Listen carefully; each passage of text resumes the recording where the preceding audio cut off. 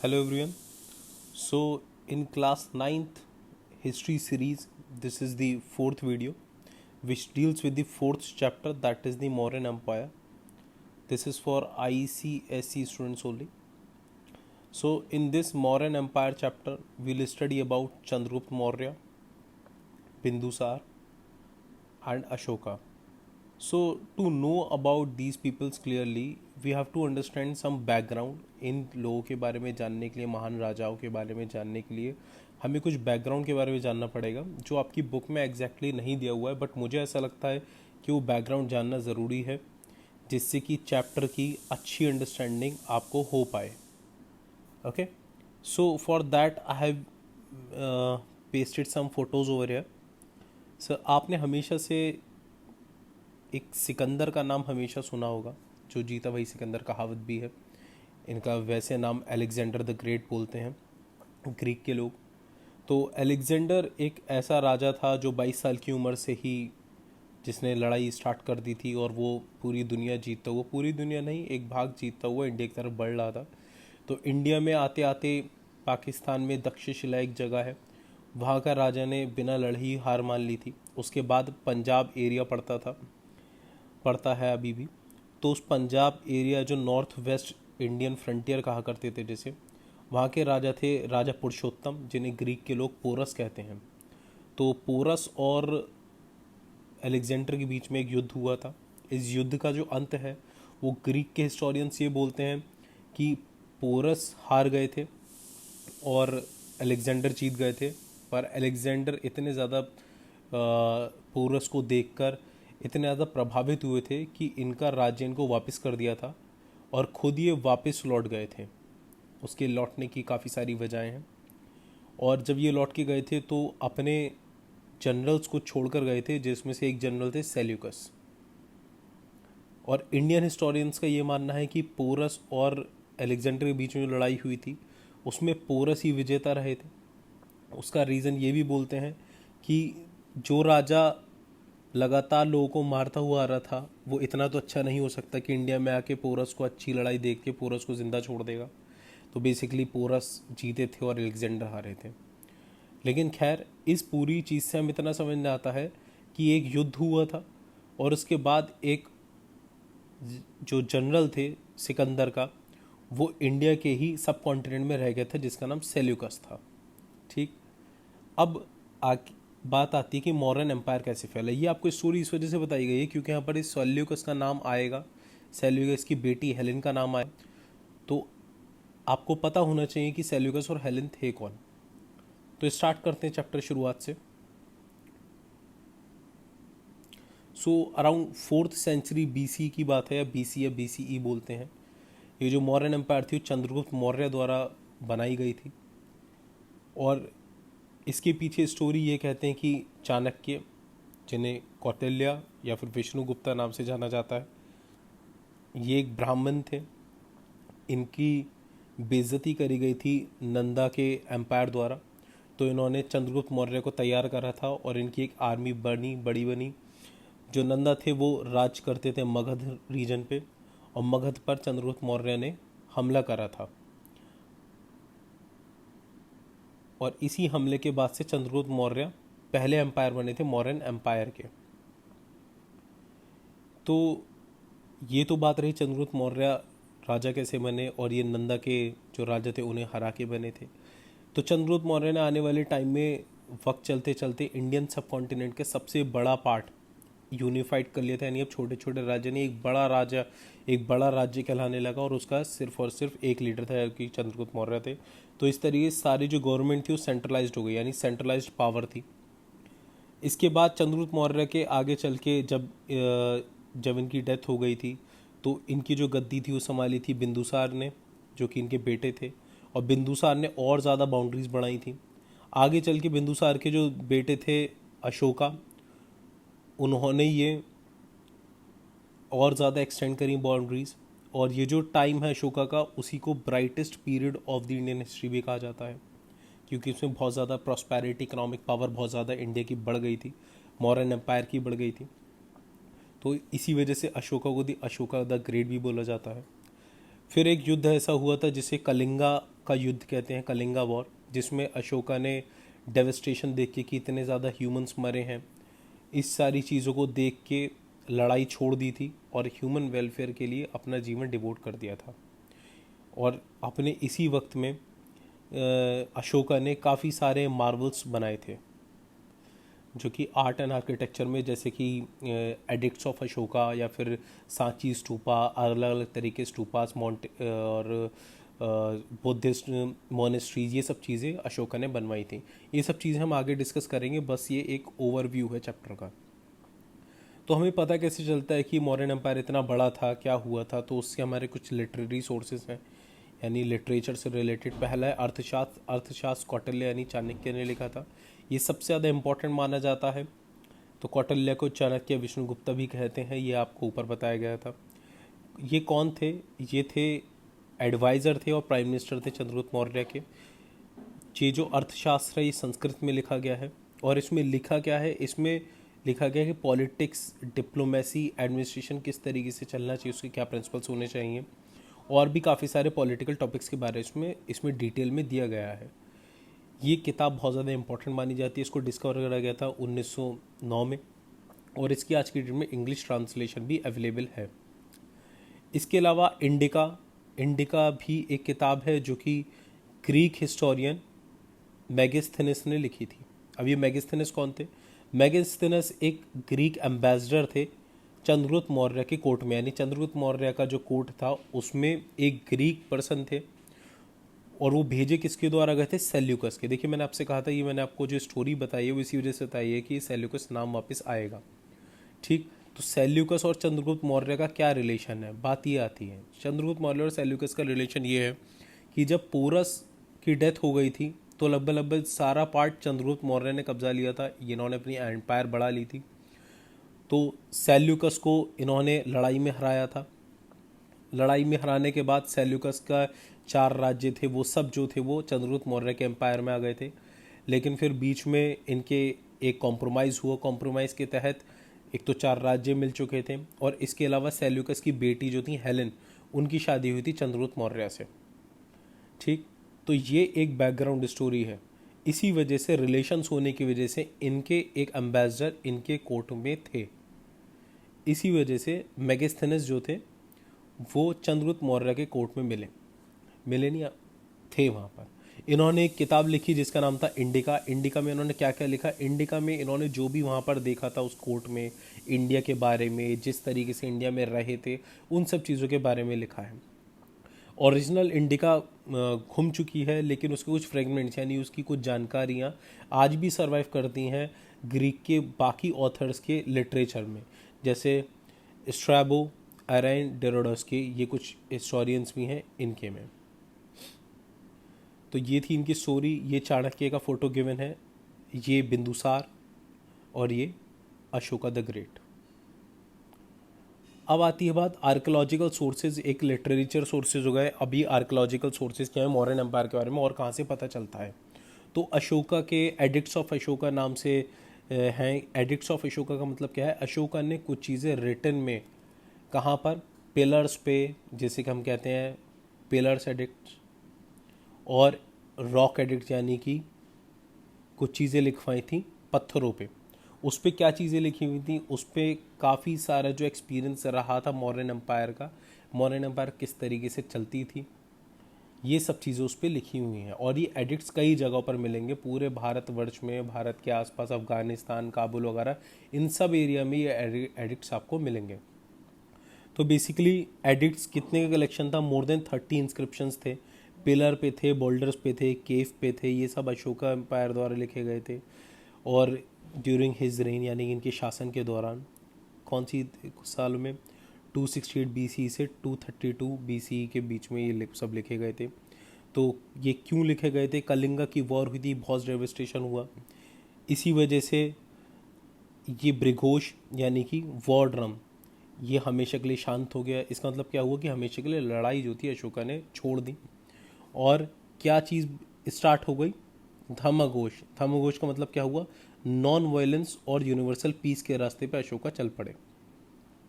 तो शुरुआत के सालों में जब इन्होंने धर्मघोष यानी कि नॉन वायलेंस और यूनिवर्सल पीस का रास्ता अपनाया, तो लोग भी इस चीज़ को जाने और लोगों को इसी राह पे चलें, तो उन्होंने क्या करा, जो भी पब्लिक एरियाज़ थे, पब्लिक सेटलमेंट्स में, वहाँ पर ये रॉक्स पर लिखवा दिए या फिर अलग अलग जगह पर लिखवा दिए, जिससे लोग इसको पढ़ें और इससे प्रभावित हों। इसकी जो लैंग्वेज थी वो प्राकृत लैंग्वेज थी, प्राकृत जो या फिर मगधी, एक मगधी का ही एक डायलेक्ट, यानी कि मगधी से ही निकली हुई एक भाषा है प्राकृत लैंग्वेज, जो हमने पहले भी पढ़ी है पिछले चैप्टर में जैनिज्म बुद्धिज्म में। वही भाषा का इस्तेमाल करा गया था इसमें। ज़्यादातर जो इंस्क्रिप्शन है वो धमा के बारे में बताते हैं कि धमा क्या है। धमा का मतलब non violence, universal peace, universal law. एक तरीके धमा को डिफाइन करा गया है कि एक यूनिवर्सल लॉ है जो हर इंसान को मानना चाहिए, और ये हर रिलीजन और हर सोशल एरिया पे होना चाहिए। ये किससे इंस्पायर्ड थे? It was inspired by the Buddhist upasak dhamma, यानी कि बुद्धिस्ट की टीचिंग से ये प्रभावित थे। अशोकाज धमा एम्फेसाइज कर रहे थे नॉन वायलेंस में, म्यूचुअल रेस्पेक्ट, यानी एक दूसरे को रेस्पेक्ट देना और लोगों के बीच में अंडरस्टैंडिंग होना। अलग अलग जो सेक्शंस के बिलीफ के लोग थे उनके बीच में एक अंडरस्टैंडिंग बनना, लोगों का एक तरीके से वेलफेयर रखना। तो ये एडिक्ट्स ऑफ अशोका फ़ोटो भी दे रखा है कि इस तरीके की एनग्रेविंग्स होती थी, ये लिखित, ये जो आपको दिख रहा है, ये इस तरीके एडिक्ट्स होते थे। ये पिलर रॉक फॉर्म सब में हो सकते थे। ये सांची स्तूपा है। सांची स्तूपा के बारे में क्या है, देखिए आर्कोलॉजिकल, ये जो हमने आर्कोलॉजिकल सोर्सिंग पहला एडिक्ट्स ऑफ अशोका कवर करा है। दूसरा हमारा सांची स्तूपा। सांची स्तूपा क्या है, ये फिगर है सांची स्तूपा की। कैसा था? सेमी स्फेरिकल था, आधा सर्किल, यानी सॉलिड था, सॉलिड स्ट्रक्चर था। और ये अनबर्न ब्रिक्स यानी कच्ची ब्रिक्स और स्टोन से बना था इस शुरुआत के टाइम में। बाद में आने वाले टाइम में जो अशोका के बाद और राजा रहे थे उन्होंने इसको पक्का करा लिया था, लेकिन शुरू में ये ब्रिक्स और स्टोन से बना हुआ था। ये कहाँ पर है? ये मध्य प्रदेश में है, इंडिया में। और ये एक ओल्डेस्ट स्ट्रक्चर है, ओल्डेस्ट स्टोन स्ट्रक्चर है इंडिया में, जो कि किसके द्वारा बनाया गया था? अशोका के द्वारा बनाया गया था 3री शताब्दी BCE में। इसके 4 गेट्स हैं, यानी कि 4 गेट्स हमें क्या दर्शाते हैं कि चारों तरफ से आने वाले लोग, हर तरफ से लोग आने वाले लोगों का हम स्वागत करते हैं, ये चीज़ दर्शाते हैं। और ऐसे ही चलते चलते इसी स्तूपा को सिंबल ऑफ धमा या फिर व्हील ऑफ लॉ भी कह के जाने लगा। ये भी माना जाता है कि ये जो स्ट्रक्चर है वो जो बुद्धिस्ट लॉर्ड बुद्धा के जो रेलिक्स थे उनके ऊपर बनाया गया था, इसीलिए जो इसका स्ट्रक्चर है वो 3 छतरियों के तरीके से बनाया हुआ है, जो कि क्या दर्शाता है? 3 ज्वेल्स ऑफ बुद्धिज्म दर्शाता है। ये चीज़ हमने पिछले चैप्टर में पढ़ी थी, 3 ज्वेल्स ऑफ बुद्धिज्म क्या चीज़ है, जो कि द बुद्धा, धर्मा और संघा है। इस चीज़ के बारे में जो बेसिक हमने डिफ़ाइन कर रखा है वो पिछली वीडियो में अच्छे से डिफ़ाइन कर रहा है कि ये 3 छतरी या 3 ज्वेल्स ऑफ बुद्धिज्म क्या चीज़ है। अब बात आती है मौर्यन एम्पायर किस तरीके एक्सपेंड हुई थी। बेसिकली मौर्यन एम्पायर, ये हमारी डेट्स दी हुई हैं। ये इस वक्त से इस वक्त तक कौटिल्य जीवित रहे, वो एक फिलोसफर थे, स्टेट्समैन थे और चीफ एडवाइज़र प्राइम मिनिस्टर भी थे चंद्रगुप्त मौर्य के। इस वक्त से इस वक्त तक चंद्रगुप्त मौर्य इंडिया के एम्पायर रहे और मौर्यन एम्पायर के पहले रूलर थे। इस वक्त से इस वक्त तक जब इनका राज चला चंद्रगुप्त मौर्य का, ये पहले मौर्यन एम्पायर रहे। इन्होंने नंदा डायनेस्टी के धनानंद को हराया था, जो कि राजा थे मगध के। उसी के बाद इनकी एम्पायर आगे बढ़ी थी। इसी तरीके से इन्होंने 320 BC में मगध के थ्रोन पर कब्जा करा और अपना जो किंगडम था वो आगे बढ़ाया नॉर्थ और सेंट्रल इंडिया की तरफ। इसके अलावा जो धंधना रीजन था वहाँ पर मौर्यन रूल चंद्रगुप्त मौर्य ने ही स्टार्ट करा था। 305 BC में एम्परर चंद्रगुप्त मौर्य ने एक ट्रीटी साइन करी थी, सेल्यूकस फर्स्ट, यानी सेल्यूकस नेक्टर भी आप कहीं पर नाम सुनेंगे तो बात एक ही है, जहाँ पर इन्होंने पंजाब दे दिया था चंद्रगुप्त मौर्य को और रिटर्न में 500 वॉर एलिफेंट्स लिए थे। और इसी वक्त में ही हेलेन की शादी जो थी वो चंद्रगुप्त मौर्य से हुई थी। 298 BC में चंद्रगुप्त मौर्य ने खुद अपना राज सिंहासन छोड़ दिया, किसके फेवर में? अपने बेटे बिंदुसार के फेवर में। और जैन मॉन्क्स की तरह, क्योंकि ये जैनिन्स की तरफ आगे बढ़ते गए और एक जैन लोगों की तरह इन्होंने जीना स्टार्ट कर दिया। और जैन लोगों का ये मानना था कि जब आप अपनी 24 साल का राज्य पूरा कर लेते हैं तो आपको अपनी गद्दी छोड़ देनी चाहिए, इसलिए चंद्रगुप्त मौर्य ने छोड़ी थी। और इसके बाद ये साउथ की तरफ जाने लगे और इनकी जो हाईएस्ट, जैन्स में जो हाईएस्ट डेथ मानी गई है वो डेथ थ्रू स्टारवेशन, यानी मोक्ष पाने के लिए डेथ थ्रू स्टारवेशन, भूख से अपने प्राण त्यागना सबसे बड़ी चीज़ मानी गई है। वही चीज़ उन्होंने करी थी। बिंदुसार ने आगे सक्सीड करा ये राज्य। बिंदुसार को स्लेयर ऑफ फ्यूज भी कहते थे। साउथ पार्ट में जब बिंदुसार ने अपनी रेन स्टार्ट करा, अपनी राज्य स्टार्ट करा, तो लगभग 16 रूलर्स को वहाँ पर हराया। 16 रूलर्स को हराने के बाद साउथ में और कोई राजा नहीं पनप पाया। जब तक्षशिला में काफ़ी रिवॉल्ट हुआ बिंदुसार के खिलाफ, तो उस वक्त के जो तक्षशिला के गवर्नर और उनके बेटे जो थे, दूसरे बेटे अशोका, उन्होंने तक्षशिला की सारे जो रिवॉल्ट था उसे संभाला। और ये काफ़ी फ्रेंडली रिलेशंस रखते थे ग्रीस के लोगों के साथ। अशोका ने आगे चल के बिंदुसार के थ्रोन को संभाला जब बिंदुसार की डेथ हो गई, और इनको टाइटल मिला देवम प्रिय, यानी कि भगवानों के प्यारे, और प्रियदर्शी, यानी कि द ब्यूटीफुल वन। अब कलिंगा वॉर से क्या हुआ? जब कलिंगा वॉर हुई, लगातार अशोका जीतते चले जा रहे थे। अब कलिंगा भारत में एक जगह थी, तो वहाँ पर उसकी जो आर्मी थी वो काफ़ी ज़्यादा पावरफुल थी, और उस आर्मी ने अशोका को काफ़ी नुकसान भी पहुँचाया, पर फाइनली अशोका जीते। रॉक एडिक्ट 13 के हिसाब से ये लिखा गया है कि दोनों ही साइड ने, यानी कलिंगा की साइड और अशोका की साइड ने काफ़ी ज़्यादा सफरिंग करे था, पर जो सबसे ज़्यादा सफ़र करा तो कलिंगा के लोगों ने सफ़र करा था। इसके काफ़ी सारे ग्रेट कॉन्सिक्वेंस हुए अशोका की ज़िंदगी पर, उनकी लाइफ पर। इतनी सारी डेथ और डिस्ट्रक्शन देख के अशोका की जो पर्सनल और पॉलिटिकल लाइफ थी वो चेंज होने लगी, और इन्होंने अबेंडन कर दिए किस पॉलिसी को? कॉन्क्वेस्ट बाय फोर्स, यानी कि ज़बरदस्ती अपनी फोर्स के थ्रू किसी के ऊपर कब्जा करना, इस पॉलिसी को इन्होंने ख़त्म करने की सोची। और इन्होंने कहा कि अब जो नया एम्बिशन होना चाहिए वो ये होना चाहिए। इसके अलावा जो इनका दूसरा एम्बिशन था कि दिग्विजय, हर डायरेक्शन में इनकी विजय होनी चाहिए, ये दोनों ही इन्होंने पॉलिसीज़ को छोड़ने का फैसला करा। इसके अलावा धर्मघोष को इन्होंने एम्ब्रेस करा, यानी कि पॉलिसी ऑफ रिलीजन, इस चीज़ को इन्होंने एम्ब्रेस करा कि नॉन वायलेंस होना चाहिए, सबको इक्वालिटी मिलनी चाहिए। इसी वजह से काफ़ी सारे चेंजेस करते हुए हंटिंग को और मीट ईटिंग इन्होंने बंद कर दी, लग्जरी की लाइफ जीना बंद कर दी, और बुद्धिज्म को अपना स्टेट रिलीजन बना दिया।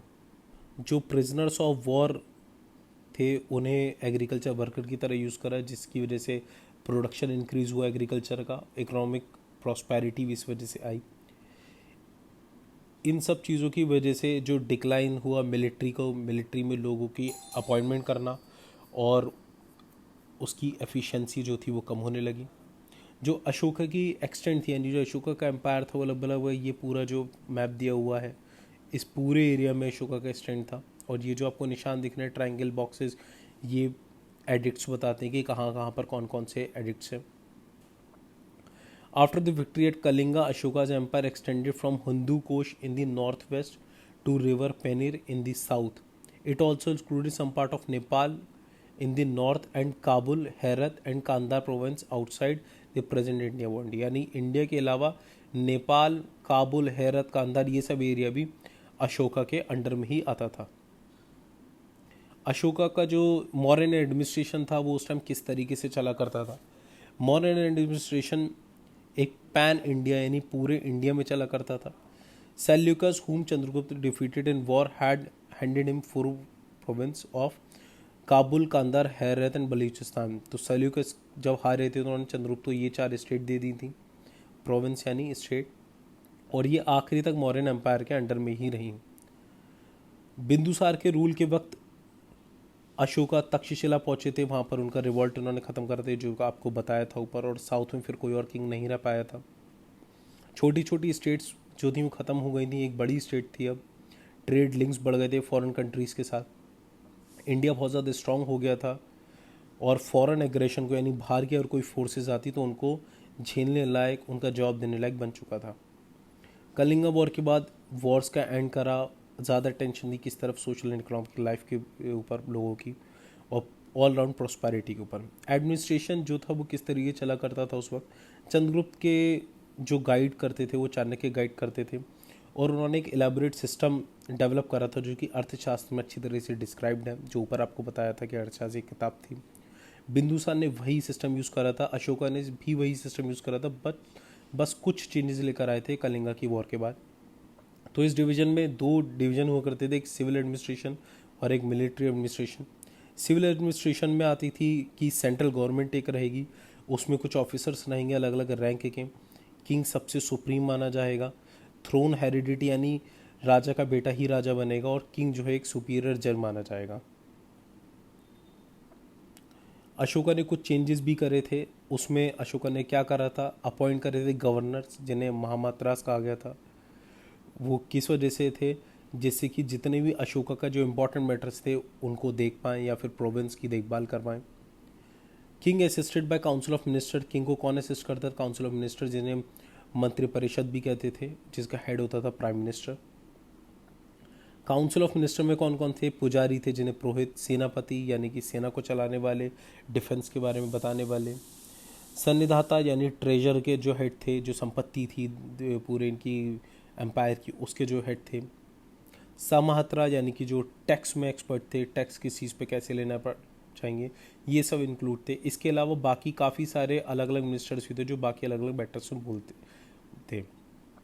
इसके अलावा एक प्रोविजनल गवर्नमेंट बना रखी थी। अशोका ने ये जो चेंजेस बनाए गए थे वो सिर्फ और सिर्फ सेंट्रल गवर्नमेंट में ही कर रहे थे, और प्रोविजनल गवर्नमेंट में यानी कि एक स्टेट, जैसे आज की डेट में भी अगर आप देखें तो एक सेंट्रल गवर्नमेंट होती है और एक स्टेट गवर्नमेंट होती है। तो सेंट्रल गवर्नमेंट में तो अशोका ने काफ़ी सारे चेंजेस कर रहे थे, पर एज सच चेंजेस आपके स्टेट गवर्नमेंट ने नहीं कर रहे थे। स्टेट गवर्नमेंट यहाँ पर प्रोविजनल गवर्नमेंट वही बात कही जा रही है, बस नाम यहाँ पर प्रोविजनल गवर्नमेंट लिखा गया है। तो चंद्रगुप्त के टाइम से ही 4 स्टेट हुआ करती थी, पर कलिंगा की वॉर के बाद 5वीं स्टेट कलिंगा जुड़ गई थी। 4 स्टेट कौन कौन सी थी, मगध, गांधार, गांधार को नॉर्थ ईस्ट प्रोविंस भी कहते हैं, अवंती यानी east province, southern province and Kalinga, ये सब अपनी 5 स्टेट्स थीं अशोक के अंडर में। जो प्रोविंस के हेड हुआ करते थे वो उसे कुमार या फिर आर्यपुत्र कहते थे। और ये आर्यपुत्र किसको बनाया जाता था, जो भी प्रिंस हुआ करता था सिर्फ उसी को ही पोजीशन दी जाती थी। कुमार को असिस्ट करने के लिए गवर्नर हुआ करता था अशोका के वक्त में। डिस्ट्रिक्ट एडमिनिस्ट्रेशन यानी डिस्ट्रिक्ट वाइज कैसे काम करते थे कि डिस्ट्रिक्ट्स बनाए जाते थे, डिस्ट्रिक्ट्स को जनपद कहा जाता था, जो शब्द आप आज भी यूज़ करते हैं। इम्पॉर्टेंट सिटीज़ को कैपिटल बनाया जाता था, उनका खुद का एक एडमिनिस्ट्रेशन होता था, और उसका जो हेड था उसे नगर अध्यक्ष कहते थे, जिसको हम आज भी बोलते हैं। रेवेन्यू सिस्टम किस तरीके का था, यानी कि पैसा कैसे आएगा, लैंड रेवेन्यू कलेक्ट करने के लिए चीफ सोर्सेज जो थे वो बिल थे, जो कि 2 बिल थे। किस तरीके, एक तबाली जो कि रिलीजियस ट्रिब्यूट, ये रिलीजियस तौर पर कोई भी पैसा देना चाहता है उसको कहते थे, और एक भागा होता था जो कि एग्रीकल्चर प्रोडक्ट्स और कैटल्स पे लगता था। इसके अलावा अगर आप कोई से सामान खरीद बेचने के लिए लेकर आओगे तो उस पर टोल टैक्स, लेकर्स की शॉप पर टैक्स लगता था, गैम्बलिंग हाउसेस पर टैक्स लगता था, और कुछ ऐसे प्रोफेशन थे जिन पर टैक्स लगता था। स्पाई सिस्टम यानी कि जासूसी का एक सिस्टम, बहुत बड़ा जासूसी सिस्टम बना रखा था। एक स्पाई के ऊपर भी स्पाई यानी एक कोई जासूस है उसका भी कोई जासूस बना रखा था। किसी इंपॉर्टेंट मैटर के लिए एक से ज़्यादा जासूसों का इस्तेमाल करा जाता था। अब मिलिट्री कैसी थी, मिलिट्री एडमिनिस्ट्रेशन चंद्रगुप्त बहुत ज़्यादा ह्यूज था। इन्फेंट्री थी बहुत बड़ी, इन्फेंट्री यानी जो पैदल चलने वाले लड़ाई करने वाले होते हैं उन्हें इन्फेंट्री कहते हैं। कैवलरी यानी कि जो हॉर्सेस पर लड़ाई लड़ते हैं या फिर किसी हैवी मशीनरीज पर। एलिफेंट्स, वॉर एलिफेंट्स थे, और चैरियट्स थे, चैरियट्स मतलब रथ। 6 लाख की infantry, 30,000 cavalry, 9,000 war elephant, 8,000 chariots, और इनके जो चीफ वेपन्स थे वो बो, एरो, शील्ड्स और शॉर्ट्स थे। किंग जो था वो कमांडर इन चीफ था, यानी कि जितनी भी आर्मी थी वो किंग के कमांड पर चलती थी, और इनको असिस्ट करने के लिए मिलिट्री कमीशन बना रखी थी जिसमें 30 मेंबर हुआ करते थे। और मिलिट्री में रिक्रूटमेंट का एक वेल लेड रिक्रूटमेंट पॉलिसी या फिर प्रोसेस कह सकते हैं वो बनाया गया था। सोल्जर्स को कैश मिलता था।